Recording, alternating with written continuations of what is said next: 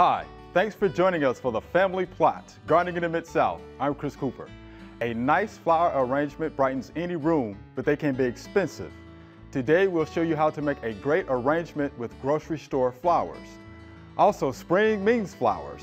Today we're going to show you how to plant them in containers. That's just ahead on the Family Plot, Gardening in the Mid-South.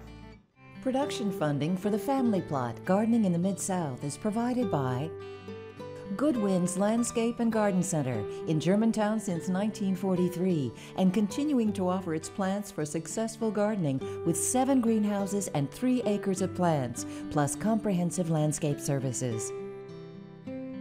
International Paper Foundation, the WKNO Production Fund, the WKNO Endowment Fund, and by viewers like you. Thank you.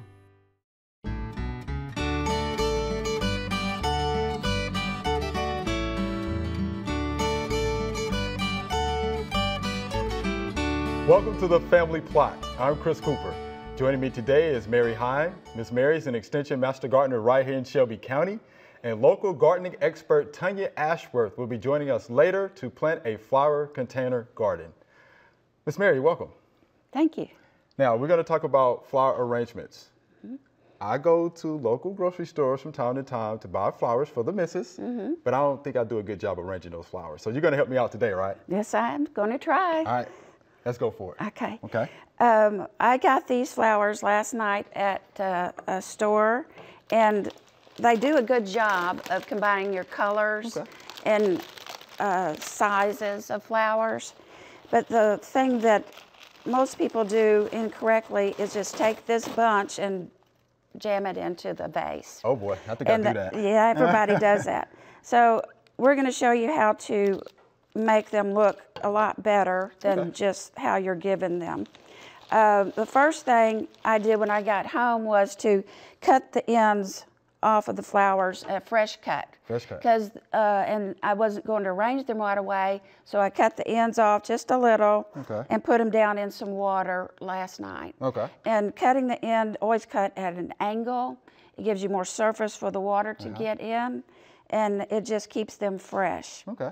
This is a vase you would normally get from a floral arranger, like if you got flowers delivered to the house. And they use this because it's nicely shaped, and this narrow size right here keeps your flowers from flopping from one end to the other. Gotcha. They'll often do that.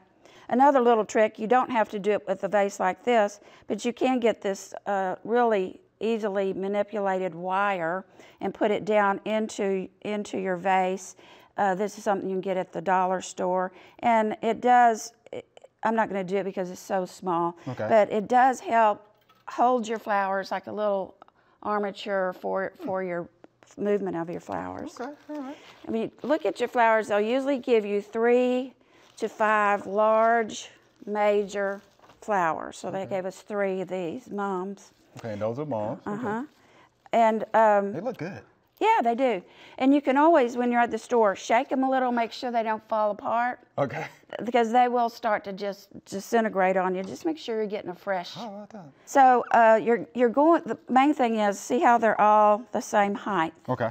That's a problem in design. So you're going to cut quite a bit off, and you're going to stagger the size of the cut. Make sure you don't have any leaves that will go down into your water, because it'll make your water smell and get it dirty and cause bacteria. Okay. So you're going to remove all that. You're going to estimate how far up you want your main flower to go, and then cut it off at an angle and put it in there. The next one you're going to make smaller. Boy, am I making mistakes when I do this. Okay. And yet smaller again. Smaller. Oh. So now you have, you know, a basis to move from. Okay. Yeah. One thing about these little daisies are that they're chrysanthemums also, but they have that daisy look. You'll get a bunch of them in one stem, and that really doesn't look really natural when you put it in a vase. Okay. So I would cut off, you have one here. So you will put the one in there? Yeah. Okay. And then start eliminating, and you'll end up with Wow. Something that looks a lot more natural. Somebody at home's probably like, she's cutting them off. How about that? Yeah, no, you have to be kind of brutal about that. But so you would arrange them in a way that looks freer than just a big clump of daisies. This is like a little hydrangea. Oh, it's little bitty. Yeah, it's little bitty. Yeah. If the leaves don't look good, just cut them off. It's a thick This stem. is pretty high. It is thick. It's a little bit harder to cut. Okay. They gave us some little roses. The roses I like. They're a little bit too close together. I'm going to trim some out. Oh, wow. Again, measure how high you want it. I've never done that, the measuring thing. Oh. Yeah, just put it on the side of the vase. I learned a lot of this hit and miss, but I learned a lot of it just taking little courses like at the Dixon or the Botanic Garden. Okay. You'll see those in the paper, and you'll can sign up for them. Okay. Now here's when you're really going to have to remove all these leaves because they're going to get below that water line. And what are those? I don't know what those are. Okay. We have to figure out what that is, huh? That is another thing about buying flowers at a grocery. They don't always tell you what they are. Right, yeah, they're not labeled. Yeah, they're not labeled adequately. Those are pretty, though. Mm-hmm. So you're starting to have, you know, the different heights in it, more interest. It looks a lot better than just plopping them into the vase. Also, you can buy just the one bouquet, but a lot of times I like to buy something else to supplement them. Maybe a different color. I didn't like the colors that they picked. Or it could be something in your own yard, right, as well? And they happened to last night have some greenery, just greenery, and I went ahead and bought that. But certainly you can go out to your yard and find a bush or something that has some fresh, clean-looking greenery to it, and put it in there. But always recut. Notice I'm recutting. And at the end of the couple of days, when it looks not fresh anymore, take them out, try to start over, cut it again, put your fresh water in, and probably it'll look better the second time. And this is the kind of thing, the more you do it, the more you get a feel for it. Okay. So I understand you have to make the fresh cuts, of course, right at the bottom, at the base. See, that makes it look just a little fuller and a little nicer. You can move the height of them now that you've cut them and they're not all the same. If you don't like it, just lift them up a little bit. But you see how the narrowness of this vase is really helping with that. I can see.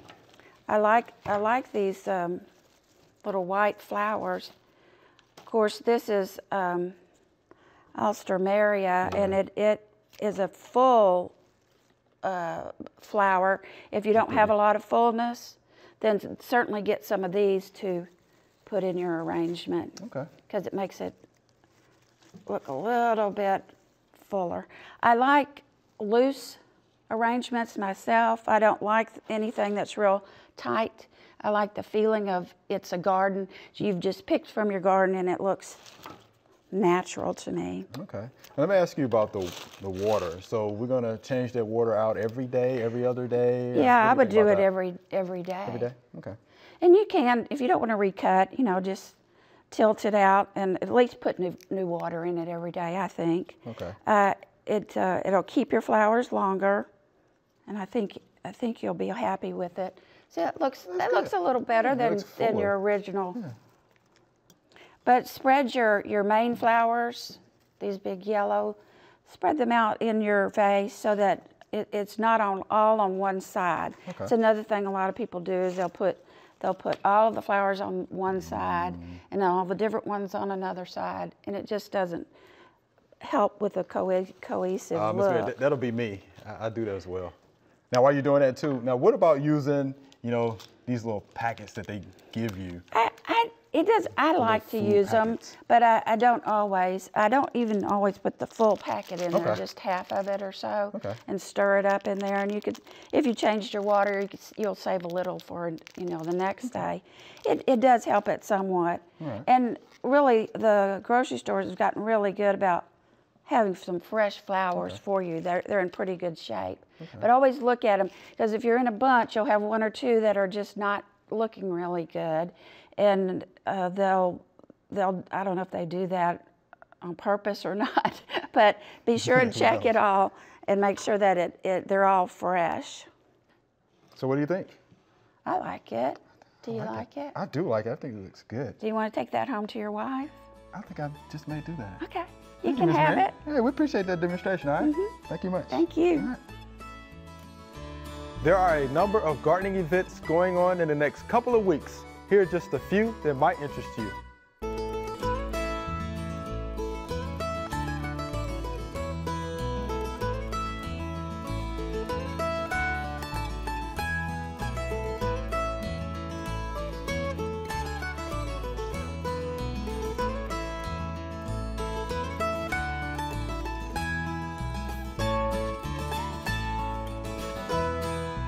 All right, Tanya, so we have our containers out here. You did this for us last year. We're going to have you back again to do it for us now. Thank you so much for having me back here to make some pretty flowers for your garden. Okay. All right, so the thing to know about container gardening is it's been around for literally thousands of years. People have been putting plants in pots forever. Okay. And you can put just about anything in a pot and grow it. Think about bonsais, you know. But vegetables, herbs, flowers, and today we're going to plant some flowers for you. All right. Now, after you pick your container, and I always like to choose one that has drainage holes in the bottom. It's not absolutely necessary if your container is large enough, but I like to have drainage holes. You want to fill it up with some kind of soil. Now, if you have a very large one, you do have the option of filling the bottom with fillers. Okay. You don't have to use the really best potting soil through the whole thing, but you want to make sure the top 6 to 12 inches, depending on what you're planting, has the good stuff in it. Okay. So any kind of good bagged potting soil will work. Okay. So we already have ours filled with soil and ready to go. The next thing you want to do is choose your plants. Well, there's lots of things to consider there too. You know, is your container going to be in full sun? Is it going to be in shade? Is it going to be part shade? Part of the day sun, part of the day shade. So you have to think about the conditions that your plants are going to be in, and then choose all plants that can tolerate the sun or the shade. Sure. You may even want to think about watering. If you have things in there that are low water and things that are, you know, heavy drinkers, then that might not be a good combination. Right. So, okay. I like to plant colors depending on the container too. So for a barrel, I'm thinking rustic. So oranges, reds, purples, greens, your primary colors are good for a rustic look. If you've got a formal looking container and it's going to grow in front of your nice fancy little porch, then greens and whites make a nice elegant look. Anything like white and dark purple, white usually is kind of a classic look. And if you're kind of going for the country cottage, pastels are good for that. So think about the look and the feel that you want for your container. Okay, so now that we've got our plants chosen, we've got mostly sun plants here. And the next thing we want to do is think about different heights. Okay. So to make a really nice presentation, it's just like you're going to do a flower arrangement in a vase. You want something kind of tall, you want something to be kind of a filler, and then you want something to spill over the edge to break up the hard edge of the container. And we call that thriller, filler, and spiller. Spiller. So for our thriller, which doesn't look very thrilling right this minute, thrilled, huh? But it will be eventually, we have got a canna tuber. So this is the little top part of the package that it came from. Okay. And we're going to plant this in the center to be our tall thriller kind of a plant. Okay, we'll sit here and watch you do that. Our trowel here. All right. And you can see that this has signs of life, so that's a good thing. It's trying to poke out already. Okay. And because it's like that, I'm not going to plant it really deep. Okay. So we don't have to do anything else with that until plant it. It doesn't have to be that's pretty much it. Or anything. Okay. Nope.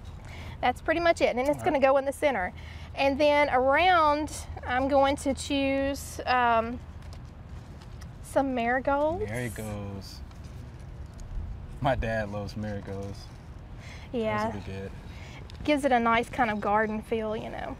Take these little plastic things out, y'all. Okay. Don't leave those in there. And again, we don't have to tease the roots or anything. We just plant them right in the Well, soil. these are pretty loose, so not too much to worry about there. Now, if it was very, very, you know, just nothing but a white mass of roots and like they're growing out the bottom of the plastic container, then yeah, you want to do something extra, but probably not necessary with that. So there's our marigolds, and we've got some nice verbena here. Now, when you're at the store choosing your plants, keep an open mind. So don't have in your head, okay, I'm going to go to the store and I'm going to buy this, this, and this, because they may not have what you need. Okay. Exactly. So keep an open mind about what things you could substitute with if they don't have the exact plant that you had your heart set on. It's a pretty good sized fruit ball there. It is. You want to check for nice white roots when you're at the store choosing your plants, and this one has a nice root system. I'm going to put this one kind of in the front. And you know, I'm kind of planting these all the way around. If your container is going against a wall, you can kind of do your tall thing right in the back and everything up in the front, everything else, but this we're going to see from all sides. Now, do you do this with your containers at home? Mostly? Yes, mostly. It depends on what I'm growing in it. Okay. I grow a lot of herbs at my house, so I don't really do this little formula with those. I have one pot that I really like of my herbs. I grow lavender, and I grow it in a purple pot. So when it blooms, it has the nice purple flowers, and then in that nice purple pot, I really like the look of that. So I usually will do a smaller container than this and grow all of one thing, but then different sizes of containers. So I'll have like, instead of doing the height in one container, I've got 3 containers of different heights that I'm planting all one thing in each one. Does that make sense? It makes sense. It does. So it's kind of a 3-piece arrangement instead of an all-in-one look. Gotcha. Okay. All right, so now I'm going to start adding in my things that are going to spill over the edge. These are spillers. Yes. These are our spillers, and they break up the hard edge of the container. And this is our wave petunias. Nice now, do we roots. need to pinch, if we have something like that on our plants, we can go ahead and pinch that off? I mean, that's not going to get any better, so yeah, we'll take care of that. Just pinch it. Now, during the season, during the growing season, you have to keep in mind your containers are probably going to dry out a little bit quicker than the stuff planted directly into the ground. So you want to check on the watering probably every day. Go out and check your containers and see if they need any watering. It's also good to have containers for water management. Can usually take less water than if you did a huge bed full of annuals, but you get just as much of an impact with your container when it becomes full in the summer. Also, you want to scout for insect and disease problems during the season, and I'm going to scoop this marigold over a smidgen to make room. Yeah, I would also tell folks to check those pots to make sure they don't have any weeds growing. Oh yeah, that's a good point, Chris. And I'm going to break this up because it's kind of big, this root ball. And it will not hurt it to, you know, get in there and really mess around with it. It will grow back, all those roots will. So that's kind of how we do our containers. Also, you may want to deadhead your spent blooms during the year, during the season. And it may not look like much when you first get it planted, but with a little bit of sun and water, it won't be long before it's nice and full for you. Right, and this is full sun, so it's definitely gonna get that. All right, well, Tanya, we definitely appreciate that demonstration. Thank you. We can't wait to see what it looks like later on. Me too, me too. All right. Thank you. We have a birdhouse here tied by pieces of rope, as you can well see. If you look here, the rope is actually cutting into the tree. Now, this can be very dangerous to the tree because it can weaken the tree and leave it susceptible to fungal diseases, bacterial diseases, or insect pests. So what we're going to do here is we're going to loosen the rope.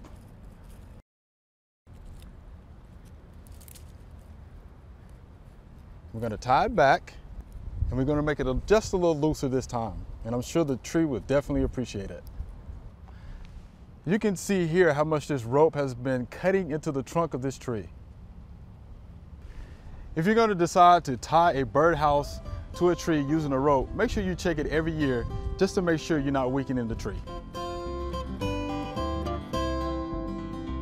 All right, here's our Q&A session. Miss Mary, help me out, okay? Okay, I'll try. All right, here's our first viewer email. I have small green bugs all over my clematis leaves. What are they? And this is from Miss Debbie. As you can see there, they're aphids. Okay. Do you know about aphids? Yes. Aphids have pierce-sucking mouthparts, so they're sucking plant sap, which can weaken, your plant, right? And here's the deal about aphids, though. I think it's pretty neat. They actually have live birth. Oh, really? So you can have an explosion of aphids just that quick. Live birth, okay? Of course, they secrete honeydew, and that honeydew supports the growth of city mold. Okay. So which is why you see that black city mold, okay? It's because you have the aphids, which secretes the honeydew, all right? Again, it's a problem. Now, this is what I advise folks to do. Before you pull out the big guns, how about just get the water hose out, heavy spray, just knock them off. Spray them off, Just spray them off. Or, if you want low impact pesticides, insecticidal soap will do the job. How about your oils? I mean, there's neem oil, horticultural oil, or you can use pyrethrins.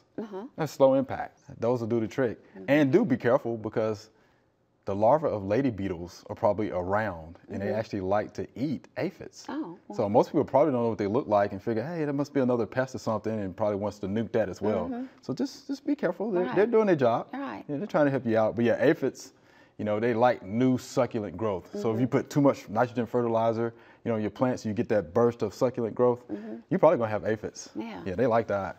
And again, the populations just explode. Again, live birth. I think that's pretty neat. Yeah, it is. All right, so there you have it, Miss Debbie. Just use those low impact pesticides, insecticidal soap, pyrethrins, or just get the water hose out, knock them off. I think that'll be just fine. All right, here's our next viewer email. Why are my African violets not blooming? They are large and healthy looking, and I think you might know some about that. I think it probably doesn't have adequate sun. I've read that African violets like an eastern exposure, and it's healthy. It's getting sun, but it needs to have a little more sun, is what I think. Okay, so bright light, but not necessarily. Not direct, indirect bright light. Okay, indirect bright light. Okay, and make sure, obviously, I mean, they're growing, so he's keeping a pretty good eye on them. So they're getting watered and all that good stuff. But yeah, just not the bright sunlight, indirect light. Okay, I can go with that, Miss Mary. Sounds good to me. All right, here's our next viewer email. I have black swollen growth on the branches of my plum tree. Is this a problem, and how do I take care of it? And this is Miss Liggins right here in Memphis. I see this a lot every year on plums. You can also see them on cherries, okay?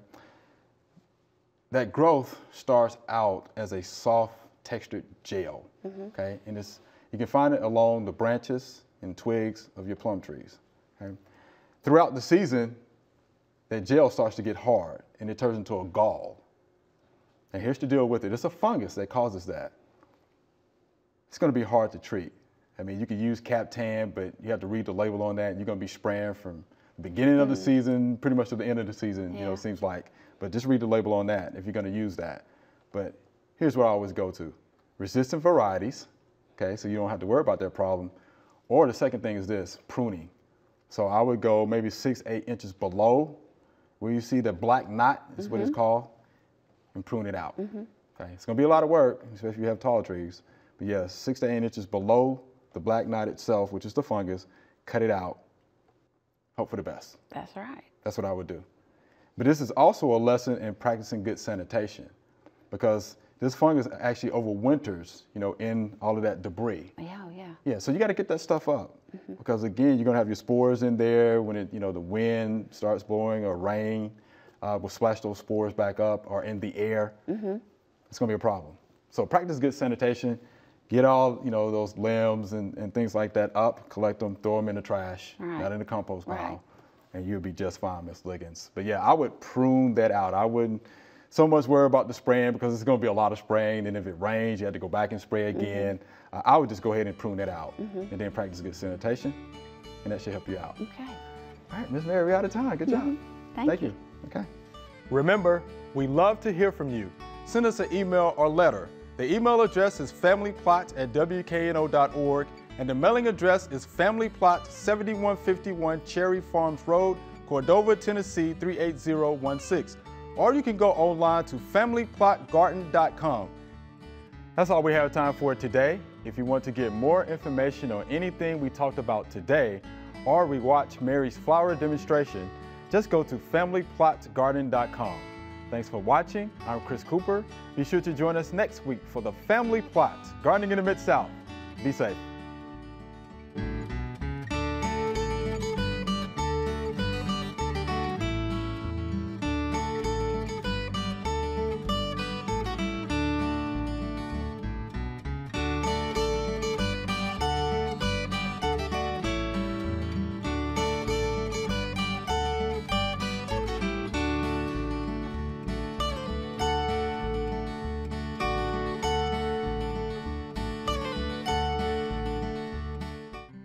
Production funding for the Family Plot, Gardening in the Mid-South is provided by Good Winds Landscape and Garden Center in Germantown since 1943 and continuing to offer its plants for successful gardening with 7 greenhouses and 3 acres of plants, plus comprehensive landscape services.